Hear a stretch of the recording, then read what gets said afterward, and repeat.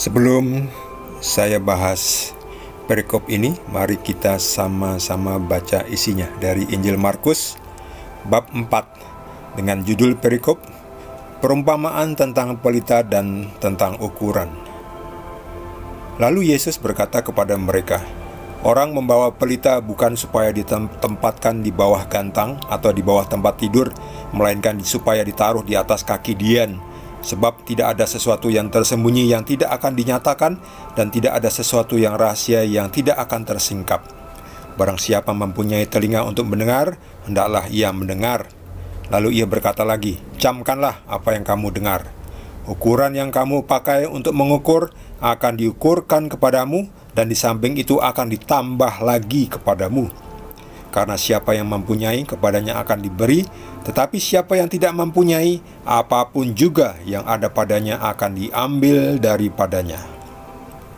Demikianlah sabda Tuhan. Shalom, salam damai. Apa maksud Yesus dengan perumpamaan tentang pelita dan ukuran? Kita mulai dengan pelita. Pelita itu lampu. Zaman Yesus belum ada listrik, mereka masih memakai lilin atau pelita atau obor atau sumbu yang dibakar dengan minyak. Jadi cahayanya masih cahaya api. Tentu kalau kita menyalakan lilin atau pelita atau lampu teplok, nggak mungkin kita taruh di bawah lantai ya, karena nanti apinya, sinarnya terbatas, nggak bisa menerangi seluruh ruangan. Jadi ditaruh di atas lemari, di atas kaki dian. Di sini sebutkan di atas kaki dian.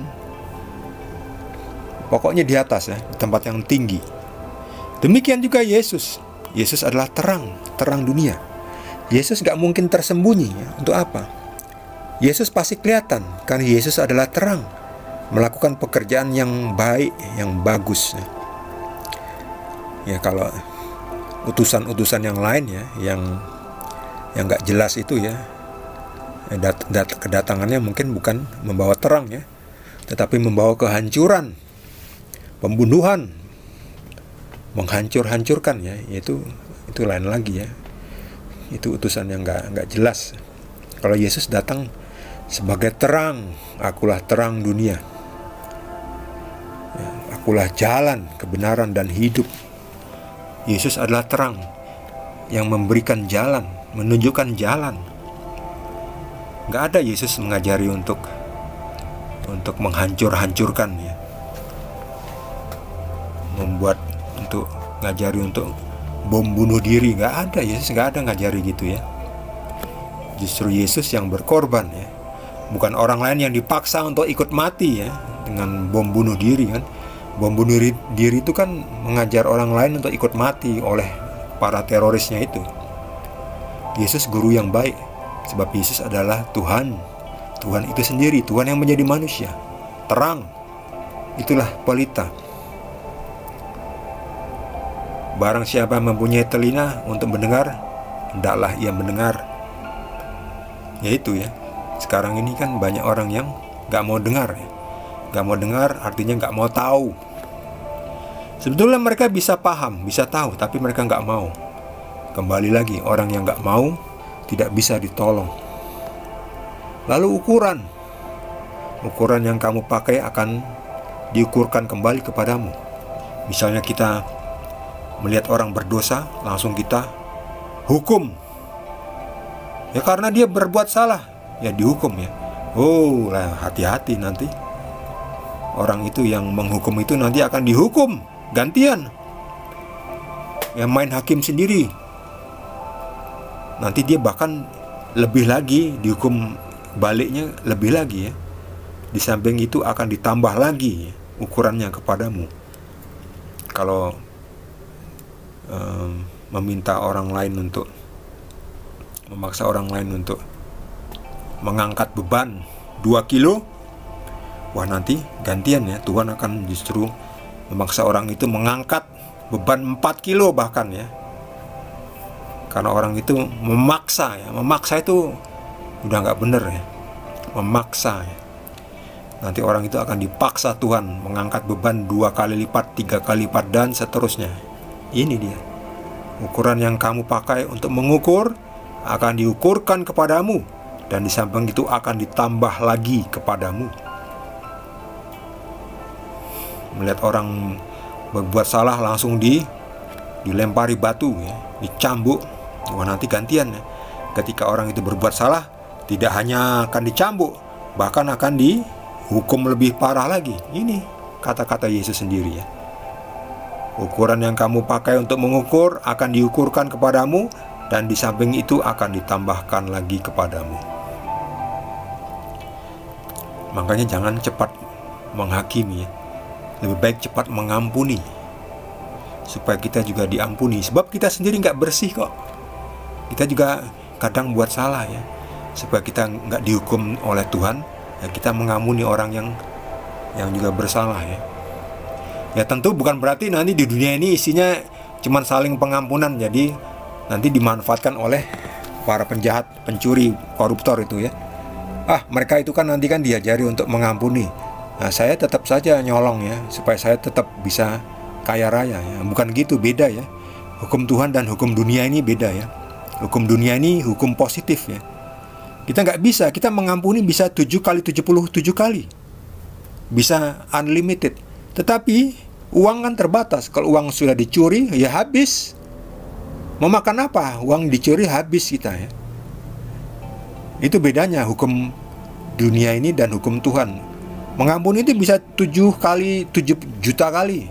Tidak terbatas, tapi uang terbatas. Kalau sudah dicuri ya sudah tidak ada uang, yang nggak makan. Nah itu makanya ada hukum positif, hukum dunia, di mana para pencuri tidak bisa lari begitu saja ya, harus nanggung. Itulah hukum dunia ya. Tetapi tetap mengampuni ya. Mengampuni itu bukan berarti lalu lepas tanggung jawab kan? Ada kerugian yang dibuat. Misalnya ada kerusakan. Nah, siapa yang mengganti kerusakan? Kesalahannya diampuni, tetapi kerusakannya siapa yang mau mengganti? Itu harus diganti. Gak bisa enak saja minta maaf, ya sudah saya lari ya. Gak bisa, tanggung akibatnya.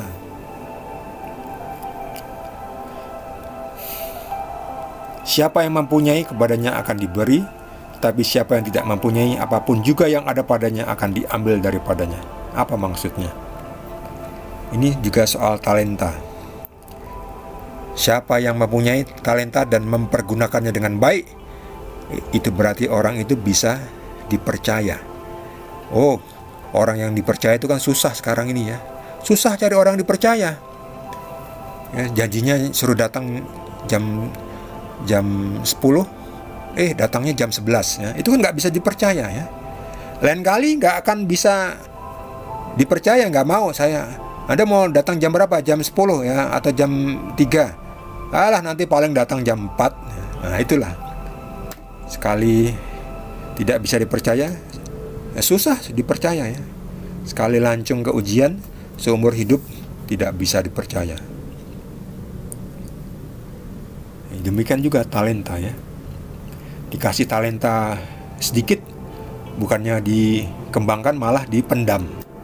Itu nanti Tuhan marah, ya diambil talentanya. Ya sudah, kamu dikasih talenta sedikit, bukannya bersyukur, malah komplain, minta yang banyak. Yang sedikit saja nggak mau kamu kembangkan. Akhirnya sedikit itu diambil dan diberikan pada mereka yang talentanya ada banyak ya. Jadi makanya yang mempunyai akan ditambah pula ya. Yang mempunyai kepadanya akan diberi, akan ditambah ya. Karena Tuhan senang ya memberikan orang yang bisa mengembangkan talenta pemberiannya. Demikian juga kita kan. Kita kalau investasi kan kasih ke orang yang bisa mengembangkan uang kita kan. Investasi kita ya. Bukannya malah rugi ya. Kita kasih investasi 1 juta, kita berharap nanti menjadi 2 juta. Kalau kita kasih 1 juta, kita kembali lagi 5 tahun dari sekarang tetap 1 juta. Kamu tuh gak bisa dipercaya ya.